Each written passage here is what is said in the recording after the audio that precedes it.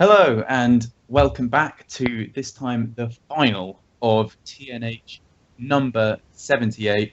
I'm Darren Brown, and again with me here is Doubleos. And what we have here in our final is LBYS against Yoitsflo. And so we know a little bit more about the players now. Doubleos, what can we expect to see, do you think, in the matchup of these decks?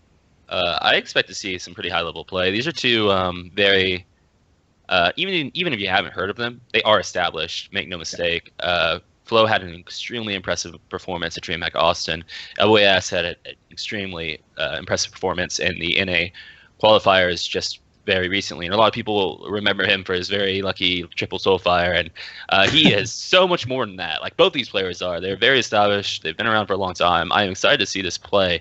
I'm friends with both these guys. I'm really excited. This is a lot of fun. I'm having a lot of fun right now. These guys are good dudes playing good Hearthstone at the moment. So let's look at the lineups and see that LBS has his Warrior, Mage, and Hunter with a Shaman ban, and Flo has his Druid, Warlock, Warrior with his Shaman ban. So both players just ban Shaman.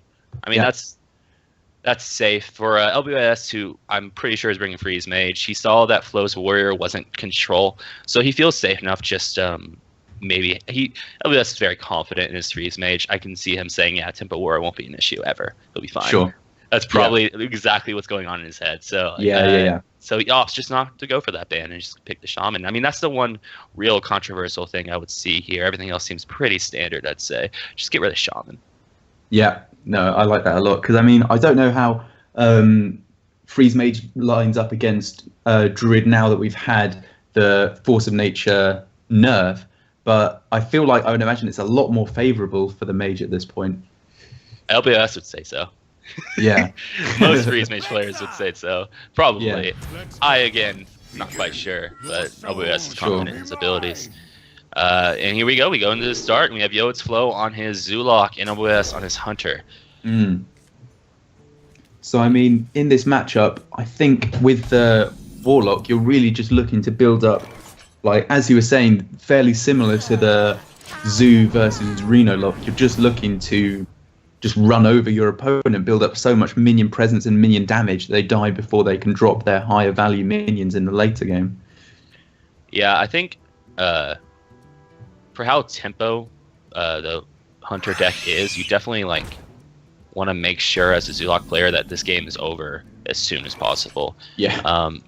You don't want to allow favorable trades. I'm actually having issues seeing LBYS's client right now, so I can't even tell you what's really going on. So I'll let you continue while I figure this out. Of course. So, I mean, well, just from the Zoo side already, we're seeing a lot of minion damage represented already with 2 3/2s for 1. That is already, and the Void Wolf at 7 damage represented. And Huffer is a very nice minion to roll here, because it does allow the Fiery Bat to trade into the Flame Imp, getting some really nice value here, and hitting the 1 damage on the other Flame Imp. And so here, from the Dark Peddler, we see Young Dragonhawk, Corruption, and Shifter Xeris. Am I allowed to say I want to see Shifter Xeris here? Yeah, you are allowed. And don't worry, I'm back now. I can actually see what's going on, so you don't have to keep talking. You can breathe. But yes, Shifter Xeris seems actually fine there. It could produce a lot of value in a very unvaluable hand at the moment, so I don't even really mind it too much. He is just producing the board already. That's what matters. Huffer will probably go face. Maybe he might trade into the 3/1, but that feels pretty terrible. Let's. I mean, from LBYS's side, is there really, there are other options, but is there truly another option than Huge Toad here? Yeah. I mean, what are you thinking? Kill command is it's overkill on any of these minions. You feel really bad, and you do probably want to save that for either taking down a Darkshire Councilman or just hitting the face once you've turned the tide of the game around. Yeah, LBYS is taking his time just because of how bad this feels, honestly. Sure. And he ends up going for the trade on the 2/2 over the 3/1, which makes some sense, because this way the Huge Toad, more than likely, its Deathfire proc will hit a 1 health minion. He's just trying to play as valuable as possible. I mean, there's a lot of value play being happening right now, which makes complete sense to me, I think. Yeah. No, I agree. And I mean, Shift is turning into tournament attendee here. It's not bad. It does mean that regardless of what you get from Dark Peddler, you can empty your hand. But he does fancy another roll to see what he gets. I think that's perfectly fine as well. I think since you are filling your board as nice as you are, you can just kind of let that Shifter's Heiress go. I mean, hopefully it'll one day turn into a nice cairn or something. What's best next turn? Just a nice, fun, simple cairn. Yeah. I'm trying to figure out what's best here. I mean, that's pretty cool. There's nothing wrong with that. I mean, I probably would just offer the Daikarn Dwarf, but I mean, it's kind of cool. Not bad, yeah. And the Daikarn Dwarf is honestly just an incredible draw. You can make a value trade there and keep going. And from this end, Flo has a lot of control. This is LBYS once again not exactly getting the mid-range minion help he really needs. Yeah. He just goes right for the deadly shot and hits not exactly what he wanted. Yeah, and even there, unfortunately, the freezing trap is even going to power up the Secret Keeper from Yoitsflo's side, and it was able to slow it down in his board slightly, but it's just, as the Zoo is so good at, just more minions all the time, just constantly flooding the board no matter how many you remove. I wonder, I mean, LBYS is a very strong player, but I wonder if he actually took that into consideration, or if he's just kind of playing fast because he feels kind of a little bit out of it. He can be a little tilted at times. Sure. And we see Tundra Rhino come out. That's pretty nice. Yeah, I mean, that's the game. We already had Lethal, but if we get to play Tundra Rhino Zoo, we might as well play Tundra Rhino. That's what I'll go and just say right now. Doesn't come around often. No, it's the way to go. And that was the fastest game all night. That was quick. Yeah, that was I mean, with from Yoitsflo, it was pretty easy plays all the way through. He could just constantly applying minion pressure, and LBYS, as you were saying, potentially slightly tilted, but I mean, he was very much on the back foot throughout all the game. These are two very fast playing players. That's one of their things. That's what they're kind of known for as well. And, they like to play tempo based and with value, and that's what we saw right there. Just a lot of tempo value trades play until Flo just kind of took over, and that was quick. Yeah. No, I mean, it's fine for me. It's 2 a.m. here in England, so the quicker they play, the better for me. Oh, congrats on almost going to bed. That's great. Yeah. That's amazing. Yeah, exactly. No matter who wins, I know I'm going to win when I get into bed. Fantastic. And right there, it looks like LBYS finally got a Hunter turn 2 play. That's like the second time in 5 games that's actually worked out for him. He's been getting really unlucky. And there he gets another 2-drop, but unfortunately not in the place he wanted it. The RNG god said, you can only have this much for now. Yeah. So you get to look at your opponent's rag. Yeah, it's like, right, you want 2 drops? Have all the 2 drops. But here, I mean, okay, so we get to apply some pressure. I mean, there's no other play. You just hero power. You just get that in. You got to get going. This is another game where you don't exactly want it to go on for too long. You can at points, because the Cthulhu Druid does tend to actually run out of cards at points. It's a very interesting part of that list. If they're using all their cards for spot removal and just constantly playing stuff, and stuff starts getting deadly shotted, they're gonna run out of resources really quickly. Yeah. But I really like the just play your hero power, get going. You're in a good spot. And again, these guys are playing so fast. Yeah. And I mean, it once again just shows how proficient they are in all the decks that they're bringing. These players clearly know exactly what they're doing, because they are quick, but they're also correct plays. They're playing brilliantly at the same time. No, it almost seems like a scrimmage over the finals of a tournament that awards HCT points. And here we go. Like I said last turn, the deadly shot just clearing out full turns from Yoitsflo. It's so powerful. It's because the big mana turns from the Cthulhu Druid are that's how they win. That's their win conditions in a lot of ways. Their tempo value is completely their win condition. So the 3 mana on the coin, Dark Arakoa, is really valuable for LBYS. And from here, what are you thinking? We finally got a second to actually talk about a play. They slowed down for a second. Yeah. Personally, go ahead. Yeah, I mean, I was going to say that I think usually you are always really looking to kill Fandra as quick as possible, because it's such a powerful minion for the Druid if left around for a turn. But the Druid is quite low on health at this point. And also, we can see that Yoitsflo, I think, in his Druid deck list, has cut a couple of cards that work really well with Fandral, he is only running one Raven Idol, and he only has one copy of Nourish. So there aren't that many cards that really benefit from having Fandral up.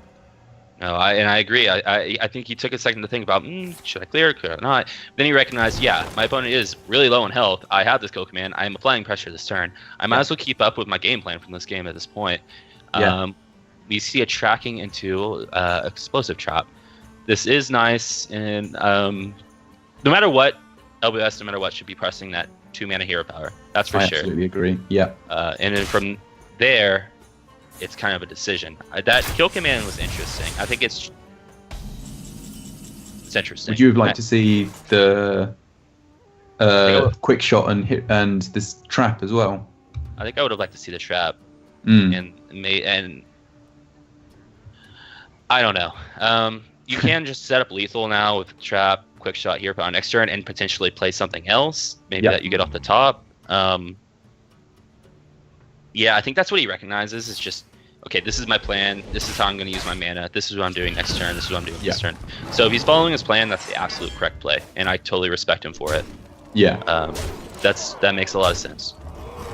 And I mean, the benefit for LBYS applying this high amount of pressure by just going for face damage at this point means that he's effectively capping Yoitsflo's mana by 2, because if he wants to survive, he's going to have to be hero powering every turn.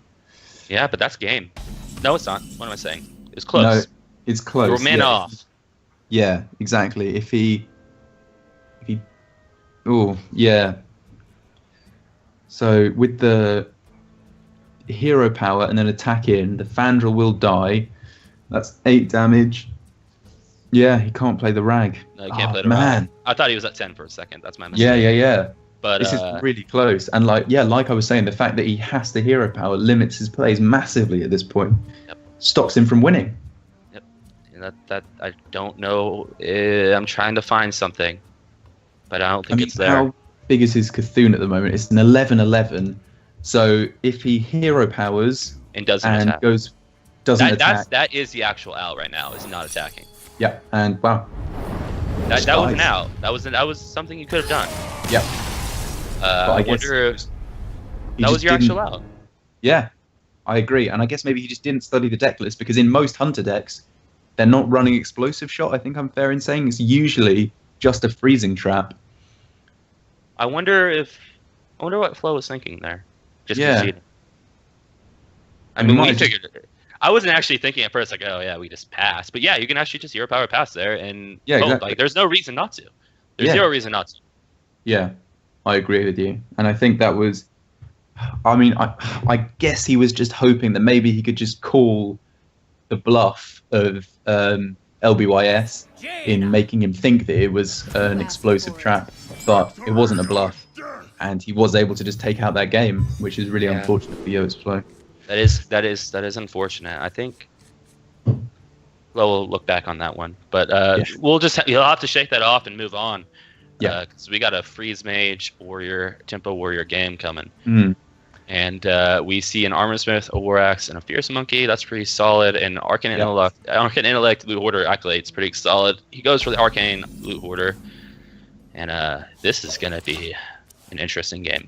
This is going to be a really interesting game. I agree. I mean, the freeze mage has got a lot of what it wants in the start. At the start of the game, you just want to be drawing as much as possible, and he's got that into loot hoarder, into arcane intellect. It's a really nice early game for the freeze mage. It's extremely nice. He even picks up the doomsayer for later turns. Yeah. Flo, on the other hand, does have the armor smith. He does have a proc for the armor smith later. I think one of the ways you can win this game is just saving your armor smiths for big whirlwind turns and just treating it like a controller in that way. So I really like this fierce monkey here. Clear the 2-1.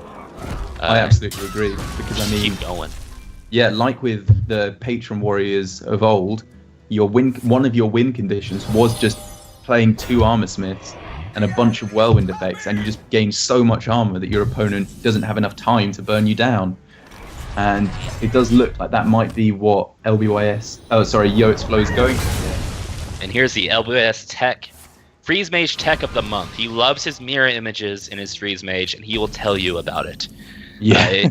It goes off there and it helps the Doomsayer proc. It has a lot of other uses that he'll also tell you about, but he loves Mirror Image and Freeze Mage at the moment, and that was one of the examples you can see why. It's an interesting tech for sure. Yeah, absolutely. It kind of worked like a cheaper Frost Nova there, in that it was able to protect its Doomsayer and allowed it to proc, which is exactly what he wanted there, just to slow down the Warrior a lot, because the Warrior does have the potential, definitely in the deck, to just overwhelm the Freeze Mage in the early game. Yeah, absolutely. And to that end, if you are Yoitsflo, what keeps you from playing Cairn? Execute? I mean, yeah, Slam. what keeps you from playing Ken is just denying the double draw on the We're just Acolyte. going to make him overdraw. Oh, of course, That's just the plan.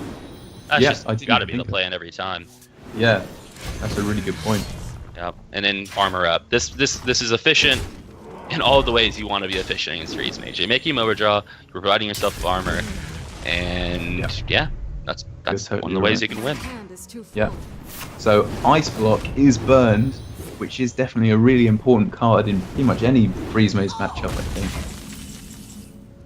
Yeah, that is nice to see go. There is the other Ice Block in LBYS's hand, so he does is proficient for him. And you see Yoitsflo just get rid of his weapon and get a brand new one. That would be the Tentacle for Arms. Tentacles for Arms, my goodness. That's just infinite value.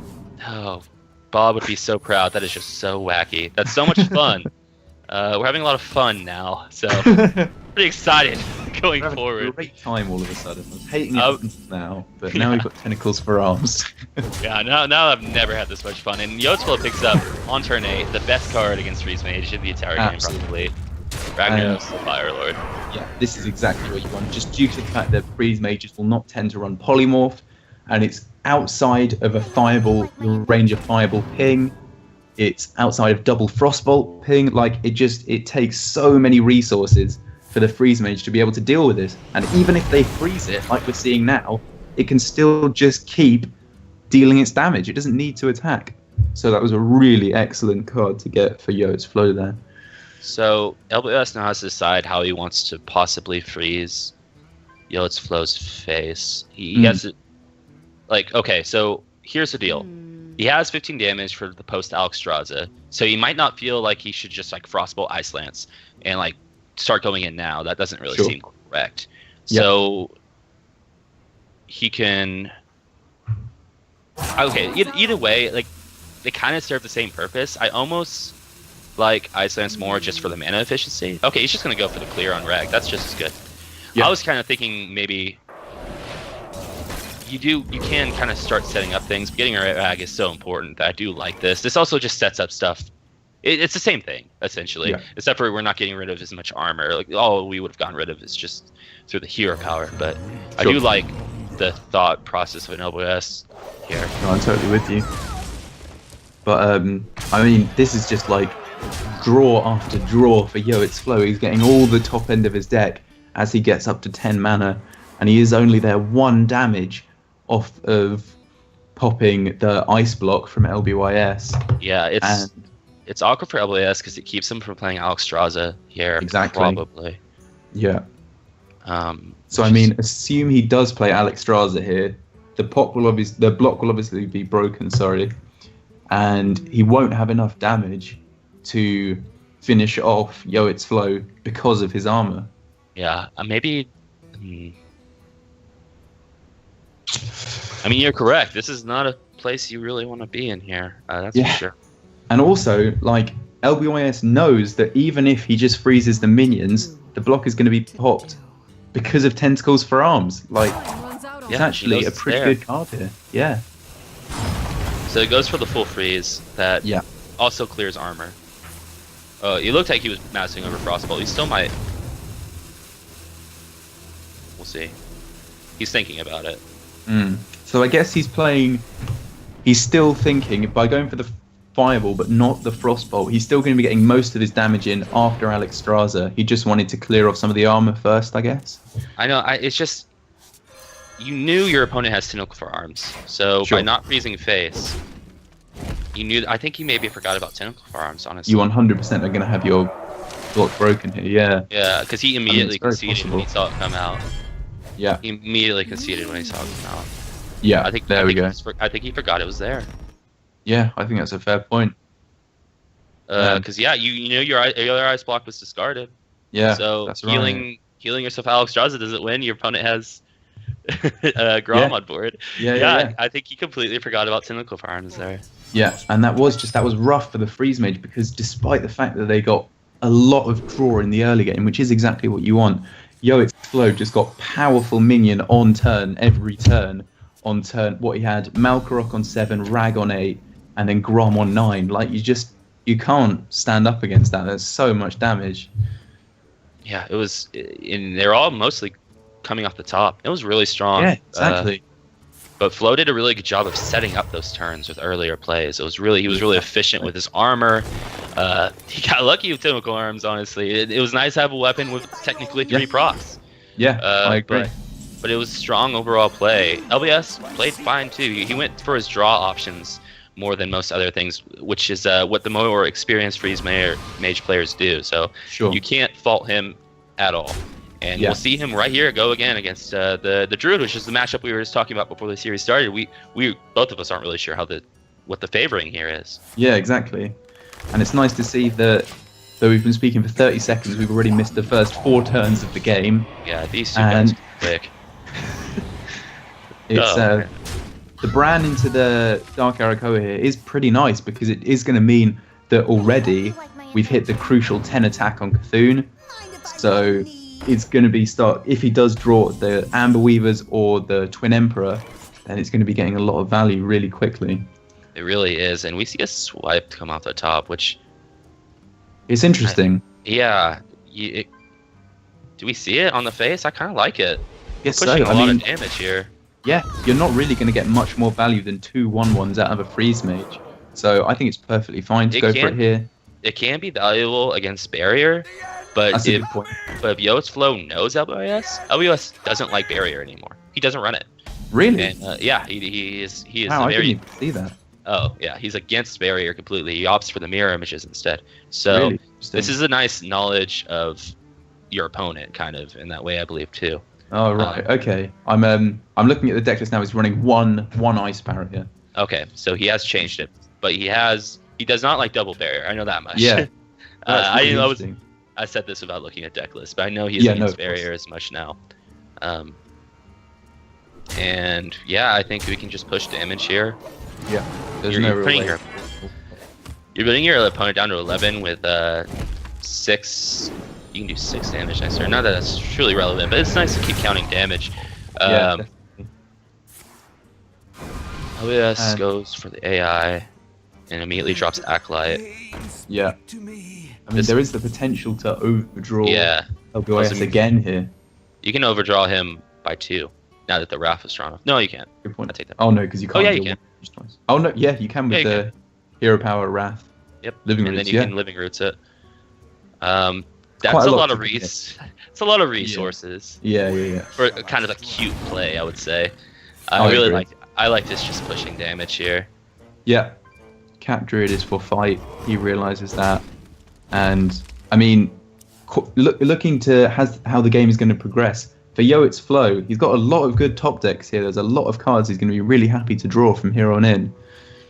So LBYS is definitely going to be quite scared, I think, going through, especially as he's already on 6 health. Yeah, with no ice block, the barrier is nice, but I mean, a swipe would just end it. You need ice block very soon. Yeah, definitely. And, you have to barrier. You don't. There's not really many other choices. You're gonna clear this minion, and probably Frostbolt. You're gonna clear it with Frostbolt, Acolyte, and then that's probably gonna be your turn. And you recognize that swipe, Living Roots is your downfall, but you have seen one swipe, so I think that's okay. Yeah. And I mean, this is interesting because. Oh wow, it's not. Yeah. Okay, wow. If Flo recognizes. I mean, he has to do it anyways. It pops the block, but he might go for the route of popping him at 1, which would be detrimental. Yeah, it would actually be detrimental. We'll see if Flo knows that there is a barrier, and I think we'll see it. Yeah, that's the game. Yeah, But I think, like you were saying, like you were saying, LBYS has, in general, kind of disregarded Ice Barrier. So I wonder if he could have been thinking that and gone for the hero power instead. But thankfully because you're sitting there like with his hand, putting him to 1 actually is relevant because he didn't have any more burst damage. Yeah. So I almost half expected him to do it that way. But that props to Flo. That was awesome. Yeah. That was an awesome. I think it's actually kind of a risk, but an awesome risk that he took just for the win. I think you're allowed to do that up 2-0 in a series. That's I think a well worth risk to just go ahead and just take it. And now that's 3-0. Am I correct? Wow. I think so. That was all of his death was what the freeze made. Oh, am I wrong? No, I'm not. That's 2-1. Is that 2-1? What? We had the Druid just won there. No, it's 3-1. That's it. 3-1. Yeah, that These games are just so quick. Yeah, I know. I can't keep track. Yeah. And that's the series for Yoitsflo. I just got the word. That is 3-1. Very quick series. So much just happened. Big congrats there to Yoitsflo playing some really excellent Hearthstone as well. Yeah, both players played great. They played great to get to this point. They beat some really strong players in Kaiko and Janeski, and all of them go home with HCT points, so they should all be happy. Sure. The victor of this tournament is Yoitsflo. He is the new champion of Tuesday Night Hive, so I'm sure he's somewhere celebrating, having a merry old time, and LBYS cannot be disappointed. 2 points is nothing to scoff at, so kudos to you boys. Y'all did great. Yeah, I think that was just some really nice Hearthstone we saw there in general. And our question, not conclusively, but it did in a way get answered in that the Druid was just able to apply so much pressure in the early game like it did in the olden days, and it didn't really seem that different as it used to. No. It added up getting that the Dark Arco out as fast as it did, and then with LBYS not having like a clear way to deal with it, no like doomsayer way of clearing, it ended up being all games just so fast. Those are some fast games. But man, both players played excellently for sure. Yeah, absolutely. So congrats to everyone. That was great, and thank you, Vicious Syndicate, for having me and Derek, and for putting on the great event. We're having a great time here, and you make sure everyone comes back next week. Derek, you got some sponsors for everyone? Yes. Just quickly before we sign off, we want to say thank you again to Esports Hero for being a really long-term supporter of Vicious Syndicate and Tuesday Night Hype. Thank you to Twitch for giving us our partnership at Vicious Syndicate Gaming. Really appreciate that. And also to our new sponsors in Uber and our Discord partnership as well. Exactly as WLOS is so excellently motioning there. Indeed, Uber. Thanks for that. But again, from WLOS and me, thank you very much for tuning in, and we'll see you again next week.